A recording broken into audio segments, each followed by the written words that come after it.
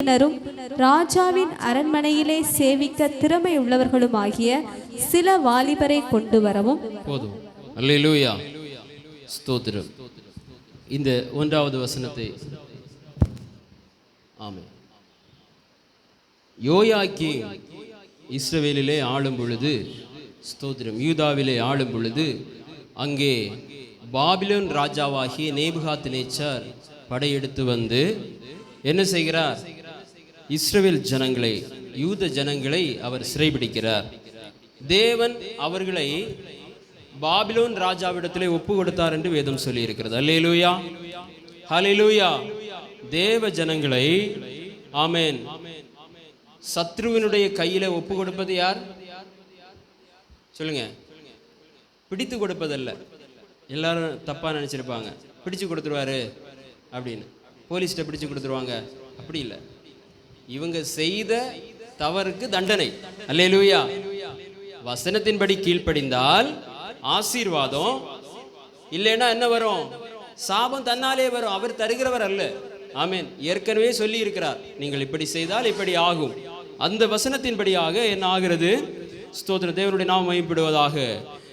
Nebuchadnezzar இஸ்ரவேல் ஜனங்களை, அதாவது யூத ஜனங்களை அவர் சிறை பிடிக்கிறார். சிறை பிடிப்பதோடு ஆமென் தேவனுடைய ஸ்தோத்திரம் பரிசுத்த ஸ்தலத்தில் இருக்கிறதான பாத்திரங்களை என்ன செய்கிறார்? தன்னுடைய தேவனுடைய கோயிலே கொண்டு வைக்கிறார். எவ்வளவு ஒரு கொடூரமான காரியம் பாருங்க. லேவியரை தவிர மற்றவர்கள் யாரும் தொடக்கூடாத அவ்வளவு பரிசுத்தமான காரியங்களை என்ன செய்கிறார்? இவர் தன்னுடைய விக்கிரக கோயிலே கொண்டு வைக்கிறார். அப்படியாக அவர் வைத்துவிட்டு என்ன சொல்கிறார் என்று சொன்னால், இஸ்ரவேல் புத்திரருக்குள்ளே ராஜ குலத்தார்களிலும் துரை மக்களிலும் யாதொரு மாசு இல்லாதவர்களும் அழகானவர்களும் சகல ஞானத்திலும் தேறினவர்களும் அறிவில் சிறந்தவர்களும் கல்வியில் நிபுணரும் ராஜாவின் அரண்மனையிலே சேவிக்க திறமை உள்ளவர்களுமாகிய சில வாலிபரை கொண்டு வாருங்கள் என்று சொன்னார். அல்லேலூயா. பாருங்கள், எப்பொழுது பார்த்தாலும் எந்த காலத்திலேயும் சிறந்த ஞானிகள் இஸ்ரவேல் தேசத்தில் இருப்பாங்க. அல்லேலூயா, ஆமென். நல்ல ஞானம் இருக்கும். ஆமென். அது எப்படிப்பட்ட ஞானம்னா, நம்ம நினைக்கவே முடியாத அளவு ஞானம் இருக்கும். அல்லேலூயா, ஸ்தோத்திரம். அது எப்படி இருக்கும்? அது ஒரு மொபைலை கண்டுபிடிக்கிற மாதிரி இருக்கும், ஒரு கம்ப்யூட்டரை கண்டுபிடிக்கிற மாதிரி இருக்கும். அல்லேலூயா. நம்முடைய எண்ணங்களுக்கு அப்பாற்பட்ட சில காரியங்களை கண்டுபிடிப்பதற்குரிய காரியங்கள் அவங்ககிட்ட தான் இருக்கும். ஆமென். அப்போ அந்த காலத்திலே தேவன் அப்படிப்பட்ட ஞானத்தை கொடுத்து வைத்திருந்தார். ஆண்டவர் ஏற்கனவே இப்படிப்பட்ட ஞானத்தை கொடுப்பேன் என்று சொல்லி அவர்களுக்கு வாக்கு பண்ணி இருக்கிறார். அல்லேலூயா, ஆமென். எதனாலே வாக்கு பண்ணி இருக்கிறார்? ஆபிரகாமுக்கு அந்த வாக்கை பண்ணி இருக்கிறார். உன்னை ஆசீர்வதிக்கவே ஆசீர்வதித்து உன்னை பெருகவே பெருக பண்ணுவேன் என்று சொல்லி. அல்லேலூயா, ஸ்தோத்திரம். எந்த காலத்தில் எடுத்து பார்த்தாலும் அந்த காலத்துக்குரிய பெரிய பெரிய கண்டுபிடிப்புகள் அவங்க கையில தான் இருக்கும். ஆமென். பெரிய பெரிய வியாபாரங்கள் அவங்க கையில தான் இருக்கும். இப்போதும் அவங்க சிறிய நாடா இருந்தாலும் பெரிய பிசினஸ், லட்சக்கணக்கான கோடிக்கணக்கான 1000 கோடி லட்சம் கோடி அப்படிப்பட்டதான பெரிய பிசினஸ். நம்மளால 000 போடவே முடியாது. அவ்வளவு பெரிய பணக்காரர்களா இருப்பார்கள். அல்லேலூயா, ஆமென். ஆனா கொஞ்சம் பேர் தான் இருப்பாங்க. சிறிய நாடா இருக்கும். ஆனா கர்த்தர் அவர்களோடு இருப்பார். ஏன் சொன்னால், அவர் ஆபிரகாமுக்கு என்ன செய்திருக்கிறார்? வாக்கு பண்ணி இருக்கிறார். அப்போ இப்படிப்பட்ட ஞானம் உள்ளவர்களை பிடிப்பதற்கு தான் இந்த ராஜாவே இங்க வருகிறார். அல்லேலூயா, ஆமென். அப்போ வந்தவுடன் என்ன சொல்கிறார்? நேபுகாத்நேச்சார் இஸ்ரவேல் புத்திரருக்குள்ளே ராஜகுலத்தார் துரை மக்கள் யாதொரு மாசு இல்லாதவர்கள் அழகானவர்கள் சகல ஞானத்திலும் தேறினவர்கள் அறிவில் சிறந்தவர்கள் கல்வியில் நிபுணர். இப்படிப்பட்டவங்களை தேடி போகணும். ஒவ்வொரு வீடா ரதங்கள் வரும். ஆமென். அவங்க ரதங்கள் வந்து அவங்க விசாரிப்பாங்க, யார் இங்க அறிவில் சிறந்தவங்க, யாரு கல்வியில நிபுணர். ஆமென், ஸ்தோத்திரம். யார் எல்லா ஞானத்திலும் தேறினவர்னா எக்ஸலண்டா இருக்கிறவங்க. ஆமென், ஸ்தோத்திரம். எந்த ஒரு காரியத்தை சாமர்த்தியமாய் செய்கிறவங்க எங்க இருக்கிறாங்கன்னு கேட்டு அந்த வீட்டில் அவங்க வரமாட்டேன்னு அம்மா அப்பா சொன்னாலும் பிடிச்சு இழுத்து கொண்டு போயிடுவாங்க. ஏன்? அவர்கள் இப்பொழுது அடிமையா இருக்கிறார்கள். அப்போ அவர்களுக்கு என்ன செய்கிறார், சில வாலிபரை கொண்டு வரவும் அவர்களுக்கு கல்தேரின் எழுத்து பாஷை கற்றுக் கொடுக்கவும் ராஜாவின் பிரதானிகளின் தலைவனாகிய அஸ்பெனேசாக்கு கற்பித்தான். அப்போ முதலாவது ஒரு காரியத்தை அவர்கள் செய்யும்படியாக சொல்லுகிறான், பாஷை. அல்லேலூயா. அப்போ ஆமென், ஸ்தோத்திரம். பாஷையை கற்கும்படியாக இந்த இஸ்ரவேல் யூத கோத்திரத்தில் உள்ளவர்களுக்கு இங்கே சொல்லப்படுகிறது கட்டளையாக. இரண்டாவது ஒரு காரியத்தை செய்ய வேண்டும்.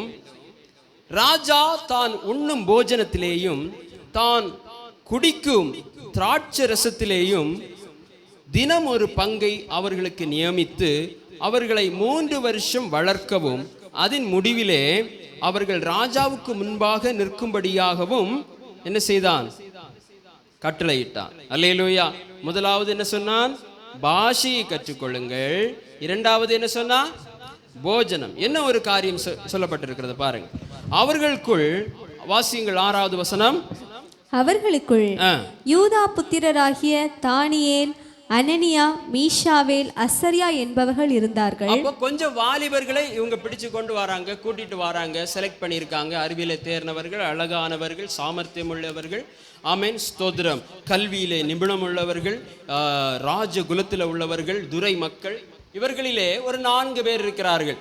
அவர்களுடைய பெயர் ஆமென், தானியேல், சொல்லுங்க, அனனியா, மீஷாவேல், அசரியா என்பவர்கள். அப்போ பிரதானிகளின் தலைவன் தானியேலுக்கு என்ன சொல்கிறார், பெல்தஷாத்சார் ஆமென் என்றும், அனனியாவுக்கு சாத்ராக் என்றும், மீசாவேலுக்கு மேஷாக் என்றும், அசரியாவுக்கு ஆபேத்நேகோ என்றும் பெயரிட்டான். முதல்ல பாஷையை மாற்றுறாங்க, ரெண்டாவது போஜனத்தை மாற்றுறாங்க, மூணாவது பெயரை மாற்றுறாங்க. பாஷையை படிக்கிறதுல தப்பில்லை, பெயரை வைக்கிறதுனாலையும் பிரச்சனை இல்லை. ஆனா ஒரு காரியத்துக்கு அவங்க எதிர்த்தாங்க. என்ன செய்தாங்க, ஸ்தோத்திரம். வாசிப்போம்.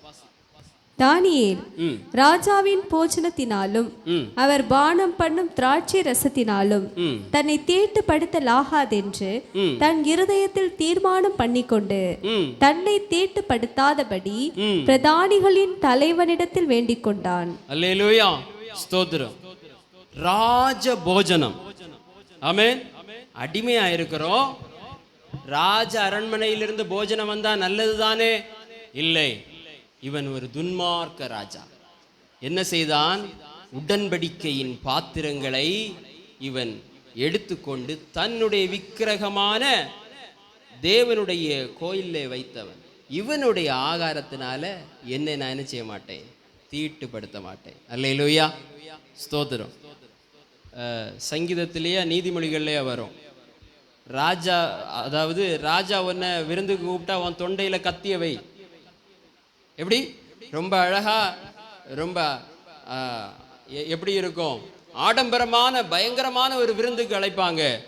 ஆனா என்ன செய்யக்கூடாது, அங்க போக தொண்டையிலே கத்தியை வை அப்படி என்று சொல்லப்பட்டிருக்கு. ஏன்னா இது பின்னால வரும் பாருங்க, இந்த புகழ்ச்சியும் ஆமென், ஸ்தோத்திரம், இப்படிப்பட்டதான கனமும் இப்படிப்பட்ட எல்லா காரியங்களுக்கு பின்னால ஒரு பெரிய கண்ணி இருக்கும். ஆமென். அந்த கண்ணிக்கு தப்பணும்னு சொன்னா தேவ ஆலோசனைக்கு நம்ம கீழ்ப்படிவது முக்கியம். அப்ப 3 காரியங்களை அவர்களுக்குள்ளே திணித்தார்கள். ஒன்று பாஷை, ஒன்று போஜனம், ஒன்று பெயர். அப்போ இப்போதும் அப்படிதான். உங்க பெயரை மாத்துங்கன்னு சொன்னா நம்ம பிரச்சனை இல்லை, மாத்திரலாம். ஆமென், ஸ்தோத்திரம். இப்ப உணவுல நமக்கு வேதம் எந்த விதமான தடையுமே சொல்லவில்லை. அல்லேலூயா, ஆமென். எல்லாவற்றையும் நாம் புசிக்கலாம், தேவன் எல்லாவற்றையும் பரிசுத்தப்படுத்தி இருக்கிறார். ஆனா இப்போ என்ன சொல்லுவாங்க, நீங்க எல்லாம் தாய் மதத்துக்கு வந்துருங்கன்னு சொல்லுவாங்க. என்ன சொல்லுவாங்க, எல்லாரும் கவனிங்க, எங்க வாங்கன்னு சொல்லுவாங்க. இப்ப இருக்கிற ராஜா என்ன சொல்லுவாங்க, தாய் மதத்துக்கு வந்துருங்க, உங்களுக்குரிய எல்லா காரியங்களையும் நாங்க பார்த்து கொள்ளுகிறோம். பெயரை மாற்றலாம், ஹிந்தி படிக்கணுமா படிக்கலாம், ஆமென், எது வேணாலும் செய்யலாம். ஆனா ஜீவனை கொடுத்து எங்களை மீட்ட இயேசுவை நாங்கள் ஒருபோதும் மறுதலிப்பதில்லை என்று வைராக்கியமாய் நிற்க வேண்டும். அல்லேலூயா, ஸ்தோத்திரம். தொடர்ந்து வாசிப்போம். தேவன் தானியேலுக்கு பிரதானிகளின் தலைவனிடத்தில் தயவும் இரக்கமும் கிடைக்கும்படி செய்தார். பிரதானிகளின் தலைவன் தானியேலை நோக்கி, உங்களுக்கு போஜனத்தையும் பானத்தையும் குறித்திருக்கிற ராஜாவாகிய என் ஆண்டவனுக்கு நான் பயப்படுகிறேன். அவர் உங்களோடொத்த வாலிபரின் முகங்களை பார்க்கிலும் உங்கள் முகங்கள் வாடி போனவைகளாக காண வேண்டியதென்ன? அதனால் ராஜா என்னை சிறைச்சேதம் பண்ணுவாரே என்றான். அப்பொழுது பிரதானிகளின் தலைவனாலே தானியேல், அனனியா, மீஷாவேல், அசரியா என்பவர்கள் மேல் விசாரிப்புக்காரனாக வைக்கப்பட்ட மேல்ஷார் என்பவனை தானியேல் நோக்கி, 10 நாள் வரைக்கும் அது அடியானை சோதித்து பாரும். எங்களுக்கு புசிக்க பருப்பு முதலான மரக்கறிகளையும் குடிக்க தண்ணீரையும் கொடுத்து எங்கள் முகங்களையும் ராஜபோஜனத்தில் புசிக்கிற வாலிபருடைய முகங்களையும் ஒத்து பாரும். பின்பு நீர் காண்கிறபடி அது அடியாருக்கு செய்யும் என்றான். அல்லேலூயா, ஸ்தோத்திரம். நீங்க என்ன செய்யுங்க, அந்த போஜனத்தை கொடுக்காதீங்க, எங்களுக்கு என்ன கொடுங்க, பருப்பு முதலிய காய்கறிகளை எங்களுக்கு கொடுங்க. பருப்புனா ரேஷன் கடையில் கிடைக்கிற பருப்பு இல்லை, இங்கிலீஷில் அது நட்ஸ், அப்படி தானே? ஆமேன், நல்ல ஆமேன், ஸ்தோத்திரம், நல்ல காரியங்கள் ஆகும். நட்ஸ் தெரியும் இல்லையா?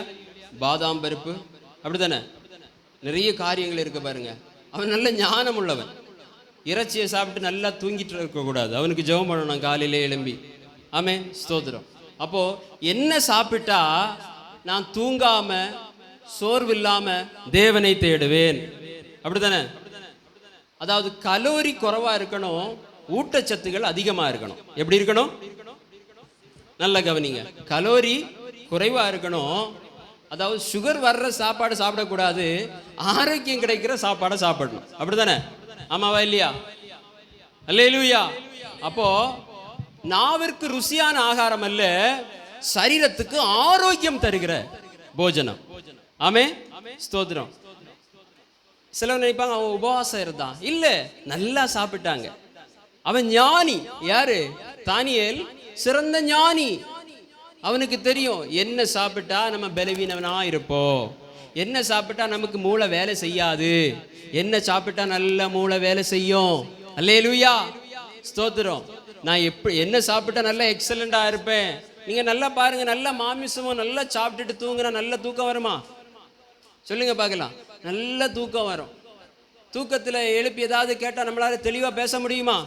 பேச முடியாது. காலைல 3 மணிக்கு எழும்ப முடியுமா? 5 மணிக்கே எழும்ப முடியல, அப்படிதானே? 9 மணிக்கே எழும்ப முடியல. சிலர் மத்தியானம் தான் எழும்புவாங்க. Good morning. மத்தியானம் ஒரு 11:30 12 மணிக்கு எழும்புவாங்க. அப்போ தான் அவங்களுக்கு என்ன கிடைக்கும்? காலையில் வச்சா காஞ்ச தோசை கிடைக்கும். அது 8 மணிக்கு எல்லாரும் சாப்பிட்ருவாங்க இல்லையா? தோசை 12 மணிக்கு எப்படி இருக்கும் சொல்லுங்க? மன்னா போல இருக்குமா? ரொம்ப சாஃப்டா இருக்குமா? இருக்காது. அவங்களுக்கு அதுதான் கிடைக்கும். சோம்பேறிக்கு அதுதான் கிடைக்கும், அதுதான் கிடைக்கும்.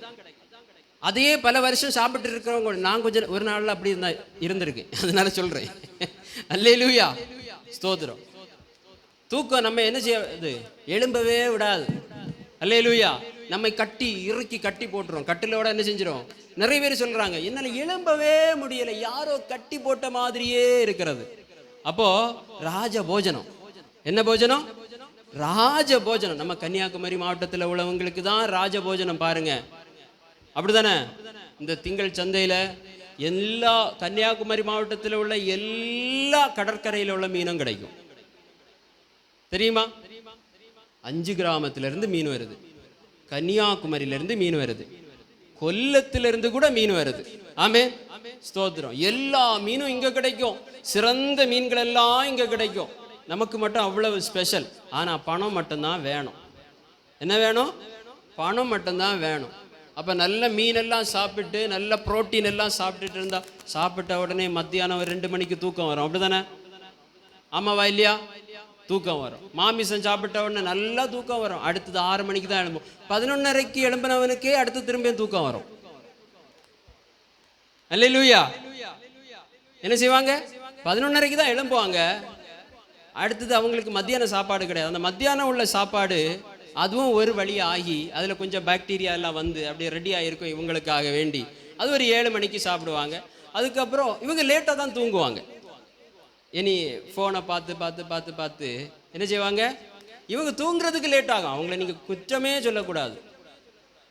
அல்லேலூயா, ஆமாவா இல்லையா? உங்க வீட்டில எல்லாம் 1-2 பேர் இருப்பாங்க அப்படி. ஆமென். அப்ப தானியேல போலப்பட்ட உணவு கொடுக்கணும். என்ன கொடுக்கணும்? நல்ல நட்ஸ் கொடுக்கணும். மீனை விட ரொம்ப விலை குறைவு தான், அப்படிதானே? மீன் தான் பயங்கர விலை. மீன் எல்லாம் வாங்கி கொடுக்காதீங்க, நட்ஸ் கொடுங்க. தானியேல் என்ன சாப்பிட்டார்? அவர் நட்ஸ் சாப்பிட்டார். அல்லேலூயா. அப்போதான் என்ன வரும்? ஞானம் வரும், அறிவு வரும், புத்தி வரும். சரி, தொடர்ந்து வாசிப்போம். அவன் இந்த காரியத்திலே அவர்களுக்கு செவி கொடுத்து 10 நாளளவும் அவர்களை சோதித்து பார்த்தான். 10 நாள் சென்ற பின்பு ராஜ போஜனத்தை புசித்த எல்லா வாலிபரை பார்க்கிலும் அவர்கள் முகம் களையுள்ளதாயும் சரீரம் புஷ்டியுள்ளதாயும் காணப்பட்டது. ஆகையால் மேல்ஷார் அவர்கள் புசிக்க கட்டளையான போஜனத்தையும் அவர்கள் குடிக்க கட்டளையான திராட்சை ரசத்தையும் நீக்கி வைத்து அவர்களுக்கு பருப்பு முதலானவைகளை கொடுத்தான். போதும், நீங்க இதே சாப்பிட்டா போதும்ப்பா.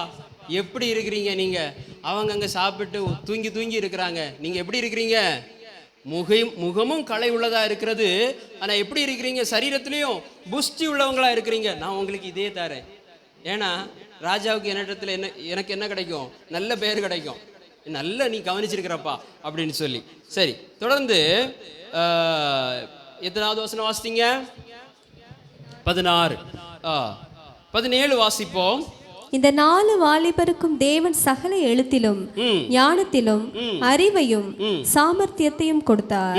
தானியேலை சகல தரிசனங்களையும் சொப்பனங்களையும் அறியத்தக்க அறிவுள்ளவனாக்கினார். அல்லேலூயா. இந்த 4 வாலிபரும் இப்படி செய்ததினாலே, ஆமென், ஸ்தோத்திரம். என்ன செய்கிறார் ஆண்டவர்? சகல ஞானத்திலும் அறிவையும் சாமர்த்தியத்தையும் கொடுத்தார். முதல் வசனத்துல வாசிக்கிறோம், ஏற்கனவே இவங்களுக்கு இருந்தது. ஆமென். ஏற்கனவே இவங்களுக்கு என்ன இருந்தது? நல்ல அறிவு இருந்தது. அப்போ இப்போ மொபைலில் நீங்க பார்த்தீங்கன்னா தெரியும், திடீர்னு 1 GB அப்டேட் அவைலபிள்னு வரும். பார்த்துருக்கீங்களா? மொபைல் யூஸ் பண்றவங்களுக்கு தெரியும். 2 GB அப்டேட் அப்படின்னு வரும். அதாவது புதிய காரியங்களை, ஆமென், உங்க மொபைலில் கொண்டு வந்து இருக்கிற வைரஸ் எல்லாம் மாற்றி தேவையில்லாத காரியத்தை எல்லாம் எடுத்து அதை ஒரு ரிஃப்ரெஷ் பண்ணி விட்டுரும். அதற்காக தான் கம்பெனியிலேருந்தே ஒரு அப்டேட், ஒரு பேக்கேஜ் வரும். அது நிறைய பேருக்கு தெரியாது. ஆமென். அதுவே ஒரு ப்ராசஸ் நடந்துட்டு போயிடும். அப்படி இவர் என்ன செய்கிறார்? ஞானத்தினால அவர் நிரப்புகிறார், அப்டேட் பண்ணுகிறார். அல்லேலூயா. காலைதோறும் உமது கிருபைகள். வசனத்தினால சொன்னாதான் உங்களுக்கு புரியும். உங்களுக்கு வசனத்தினால சொன்னா புரியும். இப்போ உள்ள பிள்ளைங்களுக்கு மொபைலை சொன்னா புரியும். அதனால அப்படி 2 ஓமைகள். அல்லேலூயா. 2 ஓமைகள். சரி, அப்போ இவர் என்ன செய்கிறார்? அறிவையும் சாமர்த்தியத்தையும் கொடுத்தார். தானியேலை தரிசனங்களையும் சொப்பனங்களையும் அறியத்தக்க அறிவுள்ளவன் ஆக்கினார். அல்லேலூயா. 19 வாசிப்போம், 18 வாசிப்போம். அவர்களை ராஜாவினிடத்தில் கொண்டு வருகிறதற்கு குறித்த நாட்கள் நிறைவேறின போது பிரதானிகளின் தலைவன் அவர்களை நேபுகாத் நேச்சாருக்கு முன்பாக கொண்டு வந்து விட்டான். ராஜா அவர்களோடே பேசினான். அவர்கள் எல்லாருக்குள்ளும் தானியேல், அனனியா, மீஷாவேல், அசரியா என்பவர்களைப் போல வேறொருவரும் காணப்படவில்லை. ஆகையால் இவர்கள் ராஜ சமூகத்தில் நின்றார்கள். பாருங்க, இவர்கள் அடிமையாக பிடிக்கப்பட்டவர்கள், வலுக்கட்டாயமாக வீட்டிலிருந்து அழைத்து கொண்டு வரப்பட்டவர்கள். தானியேல், அனனியா, மீஷாவேல், அசரியா, இந்த 3 பேரை ராஜாக்கு விரோதமாக கலகம் பண்ணவே இல்லை. ஆமென். நாங்கள் அடிமைகள், எங்களை இப்படியாக நீங்கள் கொண்டு வந்திருக்கிறீர், இவரிடத்திலிருந்து நாங்கள் விடுதலை பெற வேண்டும். இல்லை, பொறுமையாக ஆட்சி செய்கிற ராஜாவுடைய, ஆமென், கட்டளைக்கு கீழ்ப்பட்டார்கள். ஒரே ஒரு காரியத்தை தவிர, தங்களுடைய சரீரத்திற்கு தேவையில்லாத ஒரு காரியத்தை தவிர மிச்சம் எல்லா காரியத்திற்கும் காலங்கள் நிறைவேறும் அளவும் பொறுமையோடு இருந்தார்கள். அல்லேலூயா. என்ன பொறுமை தெரியுமா? இது நீடிய பொறுமை. ஆமென், ஸ்தோத்திரம். இவங்க இருந்தது சகல சௌபாக்கியங்களோடு இருக்கவில்லை, ஒரு சிறைச்சாலை மாதிரிப்பட்ட ஒரு இடத்துல இருந்தாங்க. அல்லேலூயா. தேவன் இவர்களை அடிமையாக ஒப்பு கொடுத்தார். ஆனால் ஜனங்களோடு தேவன் இருந்தார். ஆமென், ஸ்தோத்திரம். உங்களுக்கு வருகிற சிறையிருப்பு, வியாதி எதுவா இருந்தாலும் ஆண்டவரனை கைவிட்டார் என்று சொல்லக்கூடாது. ஆமென். நீடிய பொறுமையோடு நாட்கள் நிறைவேறும் அளவோ காத்திருக்க வேண்டும். அல்லேலூயா. அப்போ இப்படிப்பட்ட அனுபவங்கள், இப்படிப்பட்ட சோதனை நாட்கள் எல்லாம் முடிந்த பின்பாக ராஜாவுக்கு முன்பாக இந்த 4 பேரையும் கொண்டு நிறுத்துகிறார்கள். ஆனால் இவர்கள் ராஜாவுக்கு எதிராக கலகம் செய்து, அல்லது நான் இங்க இருக்க மாட்டேன்னு சொல்லி தேவனை தேடாம, தேவனுக்கும் கீழ்ப்படியாம, ராஜாவுக்கும் கீழ்ப்படியாம ஏதோ போஜனத்தை உட்கொண்டு தங்களுடைய வாழ்க்கையை, ஸ்தோத்திரம், மனம் போன போக்கிலே வாழ்ந்திருந்தால் இந்த 18வது வசனம் என்ன சொல்கிறது? இவர்களைப் போல வேறு ஒருவரும் காணப்படவில்லை. ஆமென். 20 வாசிங்க. ஞானத்துக்கும் புத்திக்கும் அடுத்த எந்த விஷயத்தில், ஞானத்துக்கும் புத்திக்கும் அடுத்த எந்த விஷயத்தில் ராஜா அவர்களை கேட்டு விசாரித்தானோ, இன்டர்வியூ நடக்கிறது பாருங்க. எப்படி எல்லாம் ராஜாவுக்கு தெரியும் இவனுக்கு என்னென்ன, ஆமென் ஸ்தோத்திரம், குழப்பங்கள் இருக்கிறதோ, ஆமென் ஸ்தோத்திரம், அந்த குழப்பங்களை எல்லாம் கேள்விகளாக தொடுத்து இவரிடத்துல கேட்கிறான். கேட்கும் பொழுது எப்படி இருக்கிறது சொல்லுங்க, வாசிங்க. அதிலே தன் ராஜ்யம் எங்குமுள்ள சகல சாஸ்திரிகளிலும், ஏற்கனவே இவங்க கிட்ட இருந்தாங்கல்ல சாஸ்திரிகள், ஜோசியர்கள், மந்திரவாதிகள், இவங்க எல்லாரை பார்க்கிலும் அவர்களை 10 மடங்கு சமர்த்தராக கண்டான். 10 மடங்கு சமர்த்தனாக கண்டான். அல்லேலூயா, அல்லேலூயா, ஸ்தோத்திரம். அவர் தேவ ஆவியை பெற்றவராயிருந்தார் தானியேல். ஆமென். எத்தனை மடங்கு? 10 மடங்கு. தேவனுடைய வசனத்துக்கு கீழ்ப்படிந்ததனால, தேவனுக்கு பயப்பட்டதனால, நீடிய பொறுமையோடு அடிமைத்தனத்தில் இருந்ததனால, இப்பொழுதும் நம்ம அடிமைத்தனம்ங்கிற ஒரு இடத்துல தான் இருக்கிறோம். ஆமென். நமக்கு இங்கே விடுதலையாய் ஆராதிக்க முடிகிறது. ஆனால் நிறைய வட மாநிலங்களிலே விடுதலையாய் ஆராதிக்க முடியவில்லை. ஆமென். அப்போ கலகம் செய்ய போகக்கூடாது. ஆமென், ஸ்தோத்திரம். வேதத்துக்கு முரணில்லாத எந்த ஒரு காரியத்தை ராஜா சொன்னாலும், பொல்லாத ராஜா சொன்னாலும் கீழ்ப்படிய வேண்டும். ஆமென். என்ன செய்ய வேண்டும்? பொறுமையோடு கீழ்ப்படிய வேண்டும். நம்ம பிடிச்சு சிறைச்சாலையில் வச்சிருக்கிறாங்களா, இல்லது நம்ம ஹவுஸ் அரெஸ்ட் பண்ணி வச்சிருக்கிறாங்களா, நீங்கள் இதெல்லாம் செய்யக்கூடாது, இதெல்லாம் சாப்பிடக்கூடாது, நாங்கள் கொடுக்குறதா சாப்பிடணும், நீ இந்த வேலையை தான் செய்யணும், நீங்கள் காலையிலையும் மாலையிலையும் உங்களுடைய வேலைகளை குறித்தெல்லாம் எங்களுக்கு கணக்கு கொடுக்கணும், நீங்கள் எங்கே போறீங்கன்னு எங்கள்கிட்ட சொல்லணும், எல்லாம் இப்படிப்பட்டதான ஒரு சிறை இருப்புக்குள்ளே நம்மளை கொண்டு போனாலும், தேவனே இதற்காகவா உம்மை நான் ஆராதித்தேன் அப்படின்னு கேட்கக்கூடாது. அல்லேலூயா. நீடிய பொறுமையோடு இருந்ததுனால காலங்கள் நிறைவேறும் போது இந்த உலகத்தின் ஞானிகள், சாஸ்திரிகள், ஜோசியர்கள், மந்திரவாதிகள், இவர்கள் எல்லாரை விடவும் 10 மடங்கு சமர்த்தனாக கண்டார். இப்போ இன்டர்வியூ முடிஞ்சது. அப்போ அடுத்த 21 வாசிங்கள். கோரேஸ் ராஜ்யபாரம் பண்ணும் 1ஆம் வருஷம் மட்டும் தானியேல் அங்கே இருந்தான். முடிஞ்சதா? அடுத்தது வாசிங்க. 1. நேபுகாத் நேச்சார் ராஜ்யபாரம் பண்ணும் 2ஆம் வருஷத்திலே நேபுகாத் நேச்சார் சொப்பனங்களை கண்டான். அதனால் அவனுடைய ஆவி கலங்கி அவனுடைய நித்திரை கலைந்தது. போதும். அல்லேலூயா. இவன் சொப்பனங்களை, அதாவது ஸ்தோத்திரம், தேவனுடைய நாமம் மகிமைப்படட்டும், இவனுடைய சொப்பனங்களை இவனுக்கு தெரிவிக்கும்படியாக தான் இவன் ஆட்களை தேடிக்கொண்டே இருந்தான். ஆமென். அல்லேலூயா. யாருடைய சொப்பனங்களை? நல்லா கவனிங்க. நேபுகாத் நேச்சாருடைய சொப்பனங்களை அல்லது தரிசனங்களை இவனுக்கு வியாக்கியானம் பண்ணி கொடுப்பதற்காக தான் இவ்வளவு பேரையும் சாப்பாடு போட்டு வளர்த்தது. ஆமென், ஸ்தோத்திரம்.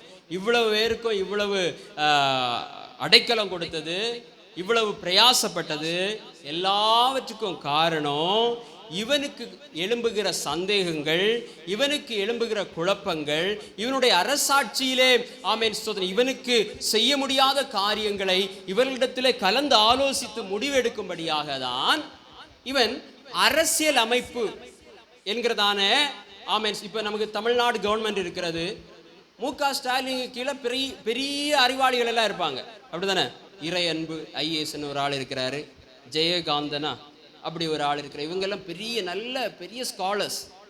அவர்களுடைய ஆலோசனையின்படியாக தான் என்ன செய்வார் ஸ்டாலின் அவர்கள் முடிவெடுப்பார். அதே மாதிரி மோடிக்கு கீழே பெரிய ஐஏஎஸ் அதிகாரிகள் எல்லாம் இருப்பாங்க. அப்போ இந்த நாலு பேருமே இப்படிப்பட்ட ஒரு பட்டத்திற்காக தான் தேர்ந்தெடுக்கப்பட்டவர்கள். ஆனா இப்ப இருக்கிறவர்கள் கூட இப்படிப்பட்ட காரியங்களை என்ன செய்ய முடியாது. நம்ம இருதயத்தில் இருக்கிறது யாராவது சொல்ல முடியுமா? முடியாது. அப்படிப்பட்ட சாமர்த்தியம் தானியேலுக்கு இருந்தது. தொடர்ந்து வாசிப்போம். அப்போ ஒரு சொப்பனத்தை கண்டான், அவனுடைய நித்திரை கலைந்தது. அப்பொழுது ராஜா தன் சொப்பனங்களை தனக்கு தெரிவிக்கும் பொருட்டு சாஸ்திரிகளையும் ஜோசியரையும் சூனியக்காரரையும் கல்தேயரையும் அழைக்க சொன்னான். அவர்கள் வந்து ராஜ சமூகத்தில் நின்றார்கள். ராஜா அவர்களை நோக்கி, ஒரு சொப்பனம் கண்டேன், அந்த சொப்பனத்தை அறிய வேண்டும் என்று என் ஆவி கலங்கி இருக்கிறது என்றான். அப்பொழுது கல்தேயர் ராஜாவை நோக்கி, ராஜாவே, நீர் என்றும் வாழ்க, சொப்பனத்தையும் அது அடியாருக்கு சொல்லும், அப்பொழுது அதன் அர்த்தத்தை விடுவிப்போம் என்று சீரிய பாஷையிலே சொன்னார்கள். ராஜா கல்தேயருக்கு பிரதியுத்தரமாக, என்னிடத்திலிருந்து பிறக்கிற தீர்மானம் என்னவென்றால், நீங்கள் சொப்பனத்தையும் அதன் அர்த்தத்தையும் எனக்கு அறிவியாமற் போனால் துண்டித்து போடப்படுவீர்கள், உங்கள் வீடுகள் எருக்களங்கள் ஆக்கப்படும். பாருங்க, ராஜா என்ன சொல்லுகிறார் தெரியுமா? நான் சொப்பனத்தை சொன்னா இவன் என்ன செஞ்சிருவான், அவனுக்கு வாயில வந்த மாதிரி எதையாவது சொல்லிட்டு போயிடுவான். அதனால நான் உங்களுக்கு இவ்வளோ நாள் சாப்பாடு போட்டது எதுக்கு தெரியுமா? ஆட்டுக்கு நல்ல சாப்பாடு கொடுப்பாங்க. எதுக்கு? கிறிஸ்மஸுக்கு. என்ன செய்யுதுக்கு? ஆமாம், நல்ல மட்டன் பிரியாணி பண்ணுறது. அப்போ மட்டன் பிரியாணிக்கு கொஞ்சம் பேர் ரெடி ஆகிட்டே இருக்கிறாங்க. என்ன சொல்லுகிறார்? பரீட்சை எப்படி வருது? ராஜ போஜனம் தொண்டையில் கத்தியவை. ஆமென். மனம் போன போக்கில் போகாத, தேவனை தேடு, அவர் தான் அறிவை தருவார். அப்போ இவ என்ன சொல்லுகிறார்? நீ என்ன செய்யணும்? எனக்கு நான் கண்ட சொப்பனத்தையும் சொல்லணும், அதுக்கு அர்த்தத்தையும் சொல்லணும். அப்பா முடிஞ்சு. உடனே இவங்க என்ன செய்யறாங்க? ஐயோ, வாசிங்க. சொப்பனத்தையும் அதன் அர்த்தத்தையும் தெரிவித்தீர்களேயாகில் என்னிடத்தில் வெகுமதிகளையும் பரிசுகளையும் மிகுந்த கனத்தையும் பெறுவீர்கள். ஆகையால் சொப்பனத்தையும் அதன் அர்த்தத்தையும் எனக்கு தெரிவியுங்கள் என்றான். அவர்கள் மறுபடியும் பிரதியுத்தரமாக, ராஜா அடியாருக்கு சொப்பனத்தை சொல்வாராக, அப்பொழுது அதன் அர்த்தத்தை விடுவிப்போம் என்றார்கள். திரும்பவும் கேட்கிறாங்க, அப்படி இல்ல, நீங்க சொப்பனத்தை சொல்லுங்க, நாங்க என்ன செய்யறோம், அது என்ன அர்த்தம் நான் உங்களுக்கு தெளிவா சொல்லுறோம். உடனே ராஜாவுக்கு என்ன வந்துட்டு, எப்பா நான் ஞானிகளையாக நான் தேர்ந்தெடுத்து வைத்திருக்கிறேன். எப்படி? உங்க அறிவிலே சாமர்த்தியம் உள்ளவங்களையாக தெரிந்தெடுத்து வைத்திருக்கிறேன். சும்மா எல்லாரும் இந்த இடத்துல வந்து இருக்க முடியாது. அப்படி சொல்லி அவர் என்ன செய்கிறார்? அதற்கு ராஜா பிரதியுத்தரமாக, என்னிடத்திலிருந்து தீர்மானம் பிறந்தபடியினாலே நீங்கள் காலதாமசம் பண்ண பார்க்கிறீர்கள் என்று நீங்கள் கால தாமதம் பண்ண பார்க்கிறீர்கள் என்று நிச்சயமாக எனக்கு தெரிய வருகிறது. காலம் மாறும் என்று நீங்கள் எனக்கு முன்பாக பொய்யும் புரட்டுமான விசேஷத்தை சொல்லும்படி எத்தனம் பண்ணி இருக்கிறீர்கள். நீங்கள் சொப்பனத்தை எனக்கு தெரிவிக்காமற் போனால் உங்கள் எல்லாருக்கும் இந்த ஒரே தீர்ப்பு பிறந்திருக்கிறது. ஆகையால் சொப்பனத்தை எனக்கு சொல்லுங்கள், அப்பொழுது அதன் அர்த்தத்தையும் உங்களால் காண்பிக்க கூடும் என்று அறிந்து கொள்ளுவேன் என்றான். கல்தேயர் ராஜ சமூகத்தில் பிரதியுத்தரமாக, ராஜா கேட்கும் காரியத்தை அறிவிக்கத்தக்க மனுஷன் பூமியில் ஒருவனும் இல்லை. ஆகையால் மகத்துவமும் வல்லமையுமான எந்த ராஜாவும் இப்படிப்பட்ட காரியத்தை ஒரு சாஸ்திரியிடத்திலாவது ஜோசியனிடத்திலாவது கல்தேயனிடத்திலாவது கேட்டதில்லை.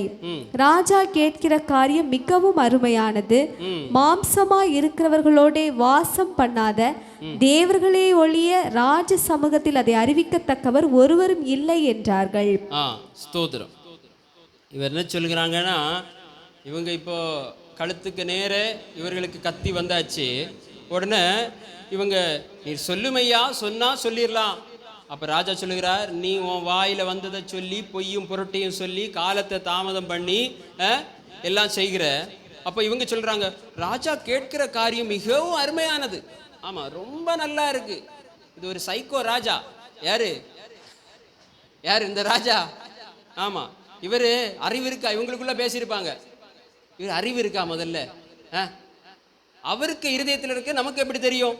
பூமியில ஒரு மனுஷனுக்காவது தெரியுமா? ராஜா கேட்கிற காரியம் மிகவும் அருமையானது. அது அவங்க கிண்டல் பண்றாங்க. மாம்சமான நம்ம சொல்லுவோம், நீங்க கேட்கற ரொம்ப நல்லா இருக்குப்பா, நீ என்கிட்ட 10 லட்சமா கடன் கேட்கிற, ரொம்ப நல்லா இருக்குப்பா, அப்படிதானே? சிலவங்க கடன் கேட்பாங்க, ஒரு 10 லட்சம் ரூபாய் இருந்தா தாங்க, அப்படி சொல்லுவாங்க. பெருசாக, அதாவது பெரிய ஒரு காரியத்துக்கு ரொம்ப அருமையா இருக்கிறது. எப்படியும் எங்களுக்கு சாவுதான், ரொம்ப அருமையா இருக்கிறது. நாங்க இவ்வளவு நாள் சாப்பிட்டோம் இல்லையா, இவ்வளவு நாள் ராஜ சமூகத்தில் இருந்தோம் இல்லையா, ரொம்ப அருமையா இருக்கிறது. மாம்சமா இருக்கிறவர்களோட வாசம் பண்ணாத தேவர்களே ஒழிய ராஜ சமூகத்தில் அதை அறிவிக்கத்தக்கவர் ஒருவரும் இல்லை என்றார்கள். இது நிமித்தம் ராஜா மகா கோபமும் உக்கிரமும் கொண்டு பாபிலோனில் இருக்கிற எல்லா ஞானிகளையும் என்ன செய்யணுமா? கொலை செய்யும்படி கட்டளையிட்டார். அல்லேலூயா. பாபிலோன்ல இருக்கிற யாரு? அடிமைகள், கல்தேயர், இந்த நேபுகாத் நேச்சாருடைய நாட்டில் உள்ளவர்கள் எல்லாரையும் என்று சொன்னார், எல்லா ஞானிகளையும், இவ்வளவு நாள் கொஞ்சம் ராஜ சமூகத்தில் வளர்க்கப்பட்டார்களே, இவர்கள் எல்லாரையும் கொலை செய்யும்படியாக கட்டளை பிறக்கிறது. அடுத்த வாசிங்க. பாபிலோனின் ஞானிகளை கொலை செய்ய புறப்பட்ட ராஜாவினுடைய தலையாரிகளுக்கு அதிபதியாகிய ஆரியோகோடே தானியேல் யோசனையும் புத்தியும். ஒரு நிமிஷம், 13 வாசிங்க. ஞானிகளை கொலை செய்ய வேண்டும் என்கிற கட்டளை வெளிப்பட்ட போது தானியேலையும் அவன் தோழரையும் கொலை செய்ய தேடினார்கள். பாருங்க, லிஸ்ட்ல யார் இருக்கிறா? ஞானிகள் லிஸ்ட்ல யார் இருக்கிறா? இவங்களுக்கு எதுவுமே தெரியாதுப்பா. ஸ்தோத்திரம். முன்னிலையில நின்ன எல்லா ஞானிகள், முன்னிலையில் எங்களுக்கு நல்ல ஞானம் இருக்கிறது என்று சொல்லி அந்த சாஸ்திரிகள் எல்லாம் முன்னால் நின்னாங்களே, அவங்க பேரெல்லாம் ஆமென் விசாரிக்கப்பட்டு எல்லாரும் பிடிக்கப்பட்டு கொண்டு வந்தாச்சு. தானியேலையும் தோழரையும், நீங்களும் ஞானிகள்னு சொன்னீங்க இல்லையா, உங்களை பெருசா சொன்னாரே ராஜா, நீங்களும் வாங்க சொல்லி அவர்களை தேடிக்கொண்டே இருந்தார்கள். பாபிலோனின் ஞானிகளை கொலை செய்ய புறப்பட்ட ராஜாவினுடைய தலையாரிகளுக்கு அதிபதியாகிய ஆரியோகோடே தானியேல் யோசனையும் புத்தியுமாய் பேசி, இந்த கட்டளை ராஜாவினால் இத்தனை அவசரமாய் பிறந்ததற்கு காரணம் என்ன என்று ராஜாவின் சேர்வைக்காரனாகிய ஆரியோகின் இடத்தில் கேட்டான். அப்பொழுது ஆரியோகு தானியேலுக்கு காரியத்தை அறிவித்தான். பாருங்க, நல்ல கவனிங்க. அப்ப முதல்ல சொன்னோம், எந்த ராஜாவுக்கும் கீழ்ப்படியணும்பா, அப்ப தலையை கொண்டு கொடுத்துடலாமா? இல்ல.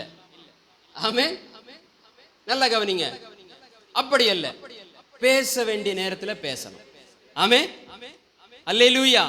எதிர்க்க வேண்டிய காரியத்தை மட்டும்தான் எதிர்க்கணும், மற்ற நேரத்துல பொறுமையா இருக்கணும். அப்போ இவன் என்ன செய்கிறான்னா, ஞானிகளின் பாபிலோனின் ஞானிகளை கொலை செய்ய புறப்பட்ட ராஜாவினுடைய தலையாரிகளுக்கு அதிபதியாகிய ஆரியோகோடே தானியேல் யோசனையும் புத்தியுமாய் பேசி. ஆமென். புத்தியாய் பேசணும், யோசனையா பேசணும்னு சொன்னா தானியேல் எவ்வளவு நேரம் ஜெபம் பண்ணுவாராம்? ஒரு நாளைக்கு 3 நேரம். அல்லேலூயா. 3 நேரம் ஜெபிக்கணுமா? ஆனா 3 நேரம் ஜெபிக்கிறது மட்டும் இல்ல, மற்ற 21 மணி நேரமும் அவருடைய வேதத்தில் தியானமா இருக்கணும். நம்மகிட்ட இருக்கிற குழப்பம் என்ன தெரியுமா? 3 நேரம் இல்லை 5 நேரம் வேணாலும் ஜெபிப்போம், ஆனா ஜெபிக்கிற நேரம் மட்டும்தான் பரிசுத்தம். மற்ற நேரத்துல நம்ம கிட்ட யாரும் வர முடியாது, இயேசு உட்பட. இயேசு கூட பயப்படுவார் சிலர்கிட்ட வர்றதுக்கு. அல்லேலூயா. கவனமா இருக்கீங்களா? திரும்ப சொல்றேன், நல்ல ஜெபம் பண்ணுவாங்க. ஆமென். ஆனா மற்ற 21 மணி நேரம் இயேசு கூட வர்றதுக்கு பயப்படுவார். அவ்வளவு ஸ்ட்ராங்கா நிப்பாங்க. ஆமென். அப்போ மற்ற நேரத்திலையும் அவருடைய வேதத்தில் இரவும் பகலும் தியானமா இருக்கிற மனுஷன் சொல்லுங்க, பாக்கியவான்.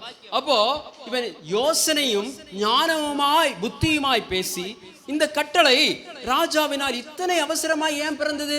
அவர் நல்லாதானே எங்களை பாராட்டினார், ஏன் இப்படி எங்களை கொலை செய்யும்படியாக சொல்லுகிறார் என்று சொல்லி கேட்ட பொழுது அவன் அதை அறிவித்தான்.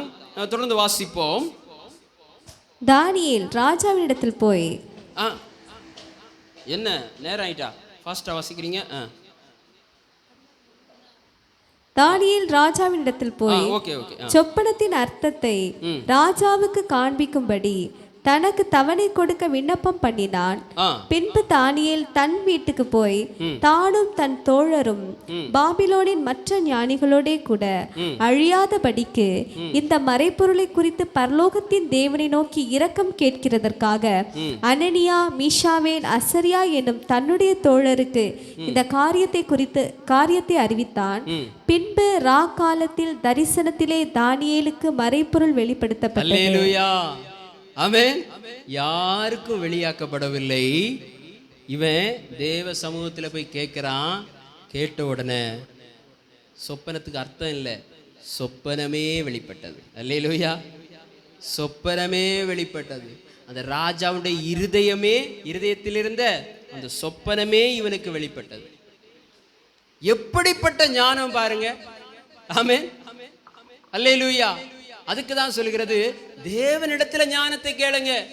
நம்முடைய ஞானத்தினால ஒன்றே நம்ம சாதிக்க முடியாது. ஆமென். நீடிய பொறுமையோட அவருடைய வசனத்துக்கு கீழ்ப்படிந்திருந்தா நிச்சயமாகவே அவர் என்ன செய்கிறாரா, இந்த ராஜாவின் இருதயத்தில் இருந்த அந்த சொப்பனை, இப்போ ஞானிகள் எல்லாரும் கொலை செய்யப்பட போகிறார்கள். ஆண்டவருடைய சமூகத்தில் போய் நிற்கிறான். ஆன்சர் கிடைச்சாச்சு. ஆமென். பதில் கிடைச்சாச்சு. ஆமென்.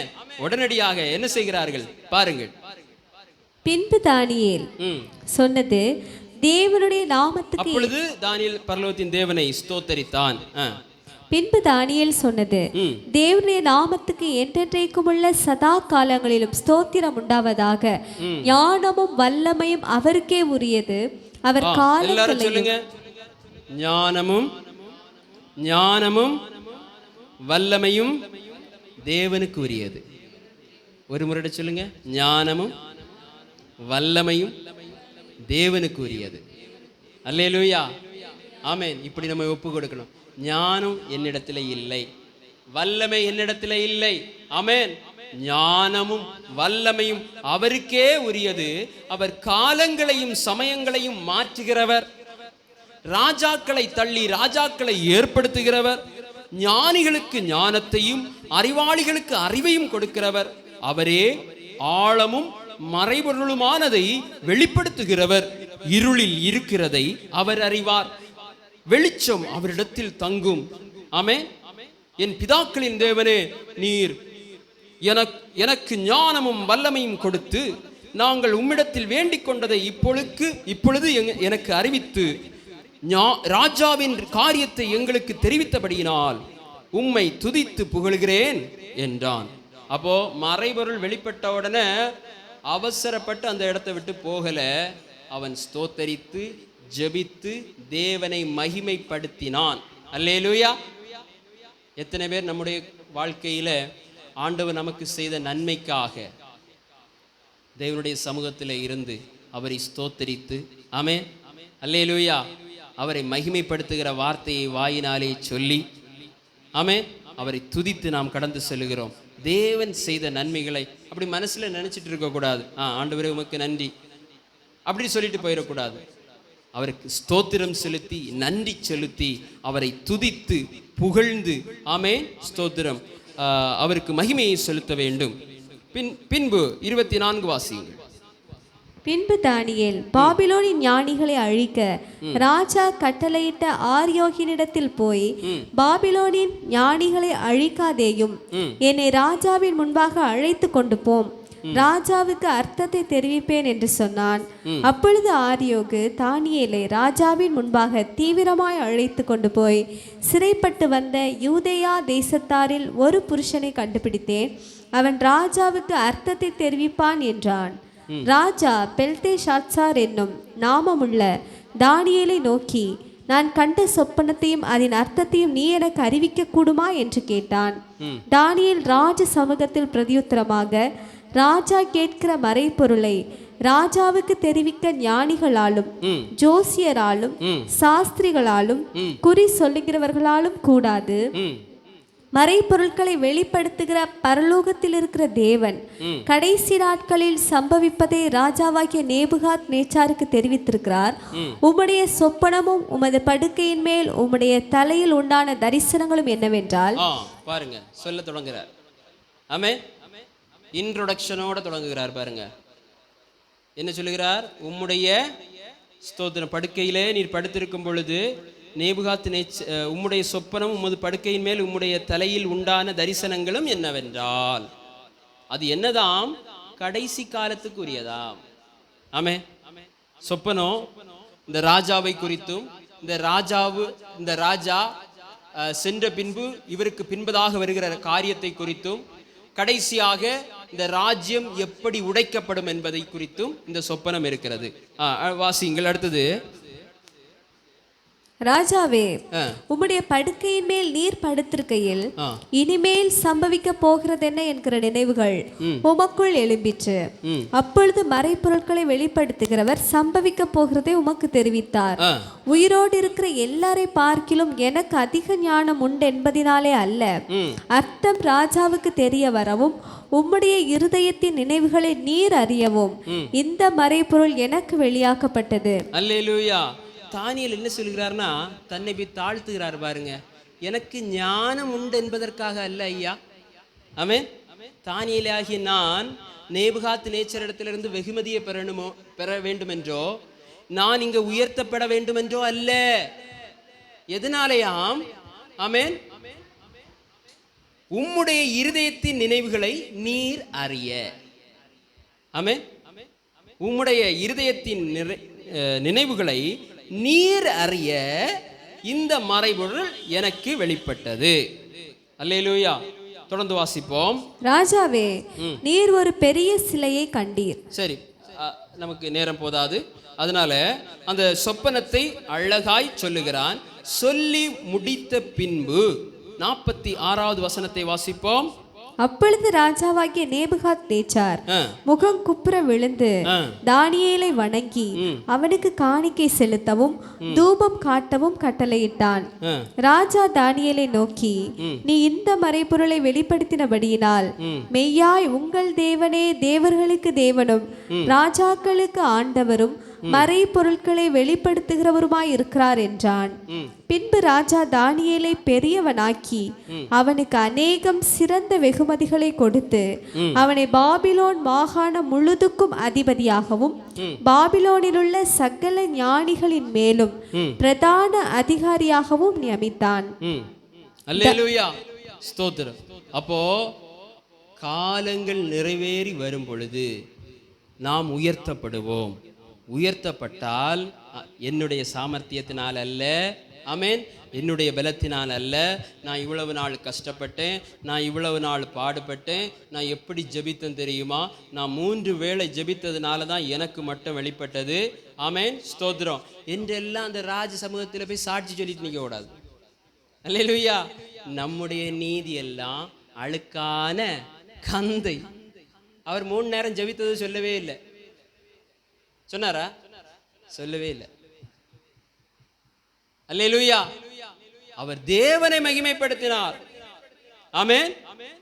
அடுத்தது சொல்லுகிறார், இதுல நான் ஒண்ணும் இல்லையா, மறைபொருள்களை வெளிப்படுத்துகிற தேவன் இதை சொல்லி இருக்கிறார்.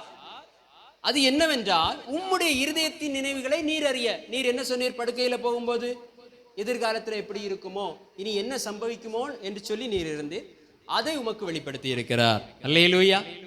ஆமென், ஸ்தோத்திரம். அப்படியே எபிரேயர் 6வது அதிகாரத்தை எடுப்போம். நாம் முடிக்க போகிறோம். எபிரேயர் 6, பேஜ் நம்பரை சொல்லிருங்க. 302. அதனுடைய 6வது அதிகாரத்தை நாம் 11 வாசியுங்கள். நீங்கள் அசதியாயிராமல் வாக்குத்தத்தமான ஆசீர்வாதங்களை விசுவாசத்தினாலும் நீடிய பொறுமையினாலும் சுதந்தரித்துக் கொள்ளுகிறவர்களை பின்பற்றுகிறவர்களாயிருந்து உங்களுக்கு நம்பிக்கையின் பூரண நிச்சயம் உண்டாகும்படி நீங்கள் யாவரும் முடிவு பரியந்தம் அப்படியே ஜாக்கிரதையை காண்பிக்க வேண்டும் என்று ஆசையாயிருக்கிறோம். ஆபிரகாமுக்கு தேவன் வாக்குத்தத்தம் பண்ணின போது ஆணையிடும்படி தம்மிலும் பெரியவர் ஒருவரும் இல்லாதபடியினாலே தமது பேரிலே தானே ஆணையிட்டு, நிச்சயமாக நான் உன்னை ஆசீர்வதிக்கவே ஆசீர்வதித்து உன்னை பெருகவே பெருக பண்ணுவேன் என்றார். அந்தபடியே அவன் பொறுமையாய் காத்திருந்து வாக்குத்தத்தம் பண்ணப்பட்டதை பெற்றான். அல்லேலூயா, ஸ்தோத்திரம். தானியேல் தன்னுடைய வாழ்க்கையில பாருங்க, அவனுக்கு ஸ்பெஷலா எந்த ஆலோசனையுமே கிடையாது. அதே மாதிரி உங்களுக்கு தனிப்பட்ட எந்த ஸ்பெஷல் ஆலோசனையும் கிடையாது. இந்த வேதம் எல்லாருக்கும் ஜெனரலா கொடுக்கப்பட்டிருக்கிறது. அல்லேலூயா. உங்களுடைய வாழ்க்கை, தனிப்பட்ட வாழ்க்கை தேவனுக்கும் உங்களுக்கும் உரியது. அதை நீங்கள் எப்படி வாழ வேண்டும் என்று சொல்லி பரிசுத்த ஆவியானவர் தானியேலுக்கு சொல்லி கொடுத்தது போல உங்களுக்கும் சொல்லி தருவார். ஆமென். ஒவ்வொருவருக்கும் ஆண்டவர் ஒவ்வொரு விதமான வரங்களையும் கிருபைகளையும் கொடுத்திருக்கிறார். அல்லேலூயா, ஸ்தோத்திரம். வேதத்திலே சொல்லவில்லையே? இல்லை, வேதத்திலே எல்லா காரியங்களும் சொல்லப்பட்டிருக்கிறது. நாம் எப்படி நடக்க வேண்டும், எப்படி ஆமென் ஸ்தோத்திரம் வாழ வேண்டும். அப்போ அந்த 11வது வசனத்தில் என்ன சொல்லி இருக்கிறது? நம்ம ரட்சிக்கப்பட்டாச்சு, நம்ம அபிஷேகம் பண்ணப்பட்டாச்சு, கிறிஸ்துவின் இரத்தத்தினால கழுவப்பட்டாச்சு, நம்ம இனி அப்படியே இருந்துடலாமா? இல்லை, நீங்கள் அசதியாயிராமல் வாக்குத்தத்தமான ஆசீர்வாதங்களை விசுவாசத்தினாலும் நீடிய பொறுமையினாலும் சுதந்திரித்துக் கொள்ளுகிறவர்களை பின்பற்றுகிறவர்களாயிருந்து. யாரெல்லாம் அதை பின்பற்றி சுதந்திரத்தை அவர்கள் ஆமென் ஸ்தோத்திரம் பெற்றுக்கொண்டார்கள்? நீடிய பொறுமையினால் யாரெல்லாம் பெற்றுக்கொண்டார்? ஆபிரகாம் பெற்றுக்கொண்டார். தன்னுடைய 100வது வயதிலே பிள்ளை இல்லாமல் இருந்த பொழுது தேவன் வாக்கு பண்ணினார். என்ன வாக்கு பண்ணினார்? வீட்டில் சாராவும் யார் இருந்தாங்க? ஆபிரகாம் தான் இருந்தாங்க. முதிர் வயது உள்ளவங்களா இருந்தாங்க. தேவனுடைய வாக்குத்தத்தம் எப்படி வருகிறது தெரியுமா? உன்னை ஆசீர்வதிக்கவே ஆசீர்வதித்து பெருமைப்படுத்துவேன் அல்ல, உன்னை பெருகவே பெருக பண்ணுவேன்னு சொன்னார். உன்னுடைய சந்ததி இந்த பூமியை நிரப்போன்னு சொன்னார். எந்த விதமான ஆமென் ஸ்தோத்திரம், எந்த விதமான சாத்தியமே இல்லை. சாத்தியமற்ற நிலையிலே சாத்தியப்படுத்துகிறவர் தான் நாம் ஆராதிக்கிற தேவன். அல்லேலூயா. எனவே இப்ப பாருங்க, சொல்லுவாங்க இயேசு வருவாரா? அவர் எப்படி வருவார்? தினமும் காலையில் சூரியன் உதிக்கிறது, சூரியன் மறைகிறது. ஆமென். இந்த சுழற்சி தினமும் சென்று கொண்டேதான் இருக்கிறது. இயேசு எங்கே வந்தார்? இயேசு எங்கே வந்தார்? ஒரு சாராவே ஆபிரகாமை பார்த்து என்ன செய்தார்? நகைத்தார். தேவனை நகைத்தார். இதெல்லாம் எங்க நடக்கும்? இயேசு எப்ப வருவார்? இல்லை. யார் யார் ஆமென் வாக்குத்தத்தம் பண்ணின ஆசீர்வாதங்களை விசுவாசத்தினாலும் நீடிய பொறுமையினாலும், 2 காரியங்கள் விசுவாசிகளாகிய நமக்கு இருக்க வேண்டும். கர்த்தர் மேல உள்ள விசுவாசம், 2வது நீடிய பொறுமை. அல்லேலூயா. இந்த பொறுமை இல்லாததுதான் நமக்கு பிரச்சனையே. காலம் நிறைவேறும் பொழுது தானியேலுக்கு ஆமென் ஸ்தோத்திரம் அந்த காரியம் வெளிப்பட்டு அவன் உயர்த்தப்பட்டது போல தேவன் நமக்கு ஒரு வாக்குத்தத்தம் பண்ணி இருக்கிறார். என்ன பண்ணி இருக்கிறார் தெரியுமா? நித்திய ஜீவனை அளிப்பேன் என்பதே அவர் நமக்கு கொடுத்த வாக்குத்தத்தம். நித்திய ஜீவன் என்று சொன்னால் சாவாமை. நாம் இந்த சரீரத்திலே இருக்கிறோம். 70 அல்லது 80 வயதிலே நாம் இந்த உலகத்தை விட்டு கடந்து செல்லுவோம். வியாதியோடு இருக்கிறோம், பலவீனத்தோடு இருக்கிறோம், ஆரோக்கியம் இல்லாமல் இருக்கிறோம். கவலைப்படாதிருங்கள், விசுவாசத்தோடு இருங்கள், நீடிய பொறுமையோடு இருங்கள். தேவன் வரும் பொழுது நீங்கள் மறுரூபமாகி தேவனை போல புதிய சாயலை பெற்று ஆமென் ஸ்தோத்திரம் என்ன செய்வோமா? அல்லேலூயா. எபிரேயர் 6வது அதிகாரத்தினுடைய 18 வாசியுங்கள். நமக்கு முன் வைக்கப்பட்ட நம்பிக்கையை பற்றி கொள்ளும்படி அடைக்கலமாய் ஓடி வந்த நமக்கு 2 மாறாத விசேஷங்களினால் நிறைந்த ஆறுதல் உண்டாகும்படிக்கு எவ்வளவேனும் பொய்யுரையாத தேவன் அப்படி செய்தார். அந்த நம்பிக்கை நமக்கு நிலையும் உறுதியும் திரைக்குள்ளாக போகிறதுமான ஆத்தும நங்கூரமாய் இருக்கிறது. நமக்கு முன்னோடினவராகிய இயேசு மெல்கிசேதேக்கின் முறைமையின்படி நித்திய பிரதான ஆசாரியராய் நமக்காக அந்த திரைக்குள் பிரவேசித்திருக்கிறார். அல்லேலூயா. இயேசு மரித்து 3வது நாள் உயிரோடு எழுந்து பரலோக ராஜ்யத்திற்குள்ளே பிரவேசித்திருக்கிறார். அதை போல நமக்கு வாக்குத்தத்தம் பண்ணி இருக்கிறார். இயேசு தன்னுடைய உடலிலே ஒரு சொட்டு இரத்தம் கூட இல்லாமல் மாமிசத்திலே முழுமையாய் மரணம் அடைந்து 3வது நாள் உயிரோடு எழுந்தார். கொஞ்சம் உயிர் இருந்தது, அதனால 3வது நாள் எழும்பினார்? இல்லை. அந்த சேனாதிபதி வந்து அவரை பரிசோதித்து பார்க்கும் பொழுது அவருடைய உடலிலே கொஞ்சமும் உயிர் இல்லை என்பதை உறுதி செய்தான். எப்படி உறுதி செய்தான்? சொல்லுங்க பாப்போம். ஈட்டினாலே விழாவிலே குத்துதான். ஆமே ஆமே, ஈட்டினாலே விழாவில குத்தினான். ஒருவேளை கொஞ்சம் உயிர் இருந்திருந்தா கூட அப்போதே அந்த உயிர் போயிடும். அப்படி உயிரே இல்லாமல் முழுவதுமாய் மரணம் அடைந்த இயேசு 3வது நாள் புத்துயிர் பெற்று உயிரோடு எழுந்து உயிர் தெழுந்து பரலோக ராஜ்யத்திற்குள்ளே பிரவேசித்திருக்கிறாரே. இதை போன்ற வாக்குத்தத்தங்கள் உங்களுக்கும் எனக்கும் கொடுக்கப்பட்டிருக்கிறது. இதை உலக ஞானிகள் பைத்தியம் என்று சொல்வார்கள். ஆனால் ஆமேன், அவர்களுக்கு அது பைத்தியம், நமக்கு அது தேவ பலன். அல்லேலூயா. எத்தனை பேர் இயேசுவை போல அந்த திரைக்குள்ளே பிரவேசித்து நீடித்த நாட்களாய் அவருடைய சமூகத்தில் நிலைத்திருப்பேன்னு சொல்றீங்க? அல்லேலூயா சொல்லுங்க பார்க்கலாம். கொஞ்சம் மெதுவா வருது. அல்லேலூயா சொல்லுங்க. இளைப்பாறுதல் வேண்டாமா? ஆமேன். இளைப்பாறுதல்னா என்ன தெரியுமா? ஸ்தோத்திரம். வெளியில வேலைக்கு போவாங்க, வெயில் இப்ப கொஞ்சம் நல்லா இருக்கு இல்லையா? சூப்பரா இருக்கு. வெயில்ல களைத்து வருவாங்க. அப்பா, வீட்டில் ஃபேனை போட்டுட்டு அப்படி சோஃபால அப்படியே இருந்தா எவ்வளவு நல்லா இருக்கும், இளைப்பாறுதலா இருக்கும் அப்படின்னு சொல்லிட்டு வந்து உட்கார்ந்து இளைப்பாறுதல்ல இருக்கிறாங்க. பார்த்தீங்களா? இது கொஞ்சம் இளைப்பாறுதல். உடனடியாகவே வீட்டில் ஒரு பெரிய வேலை வந்துடும். கடைக்கு போயிட்டு வாங்க, திரும்பியும் என்ன செய்வாங்க? அந்த வெயில்லையாப்பா, இந்த வெயில்ல நான் திரும்பவும் போகணுமா? அவ வாழ்க்கையில என்ன இல்லை, நமக்கு இளைப்பாறுதலே இல்லை. அப்போ மரணம் அடைந்த உடனே நமக்கு கிடைக்கிறது என்னது? இளைப்பாறுதல். அல்லேலூயா. நேரம் ரொம்ப போயிட்டுன்னு சொல்றவங்க எல்லாம் ஒரு அல்லேலூயா சொல்லுங்க. அல்லேலூயா. ஆமா, எல்லாரும் விழிப்பா இருக்கிறீங்க. ஆமே, ஸ்தோத்திரம். இளைப்பாறுதல்ல யாரெல்லாம் பிரவேசிக்கணும்? அல்லேலூயா சொல்லுங்க பார்ப்போம். இந்த வாழ்க்கை ரொம்ப கொடிதா இருக்கிறது பாருங்க. காலையிலே எழும்பி வேலைக்கு போகணும், பகலின் உஷ்ணத்தை தாங்க முடியல, வீட்டுக்கு வந்தா வீட்டில் இருக்கிற பிரச்சனைய நம்ம மூளையில போட்டு மூளையெல்லாம் வலிக்குது நிறைய பேருக்கு. அப்படிதானே? ஆமாவா இல்லையா? அப்போ மைண்டுக்கும் இளைப்பாறுதல், சரீரத்துக்கும் இளைப்பாறுதல். இந்த ஒரு நல்ல ஆண்டவர் இயேசுவை இளைப்பாறினாராம். அப்படிதானே? தேவனே 6 நாள் படைத்து 7வது நாள் என்ன செய்தார்? ஓய்ந்திருந்தார். அதே போல நாமும் இந்த உலகத்துல பல பாடு.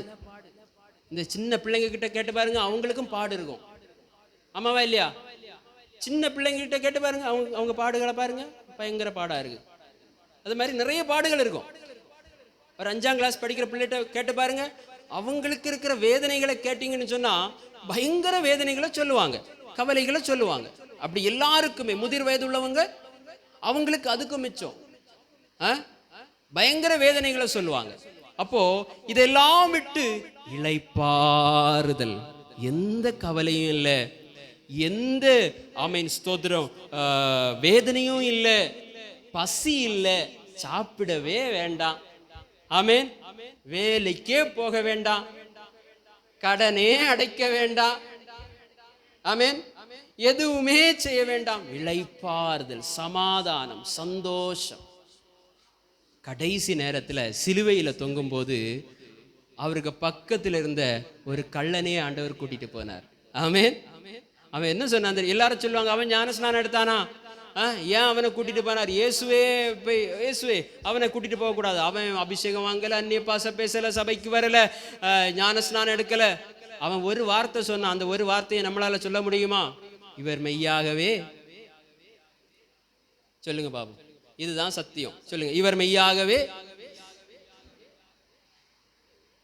இயேசுவை தேவனுடைய குமாரன் என்று சொல்லுகிறவன்,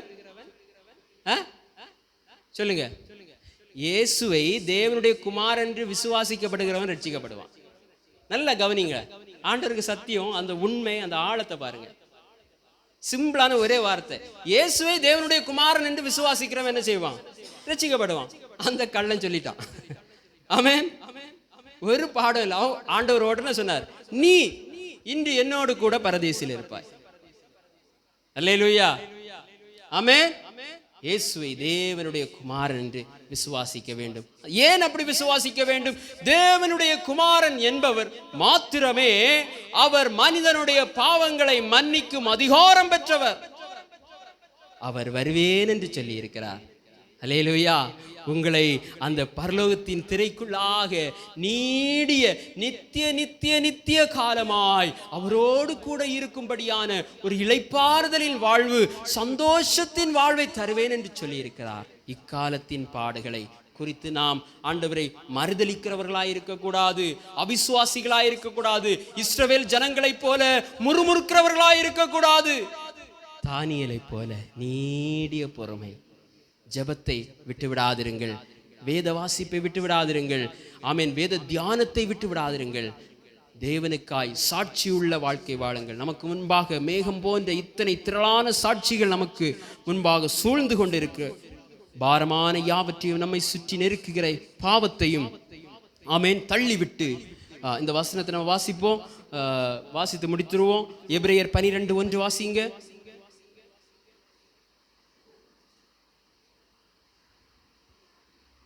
எபிரேயர் 12:1 ஆகையால் மேகம் போன்ற இத்தனை திரளான சாட்சிகள் நம்மை சூழ்ந்து கொண்டிருக்க, பாரமான யாவற்றையும் நம்மை சுற்றி நெருங்கி நிற்கிற பாவத்தையும் தள்ளிவிட்டு, விசுவாசத்தை துவக்குகிறவரும் முடிக்கிறவருமாயிருக்கிற இயேசுவை நோக்கி நமக்கு நியமித்திருக்கிற ஓட்டத்தில் பொறுமையோடே ஓடக்கடவோம். எப்படி ஓடணுமா?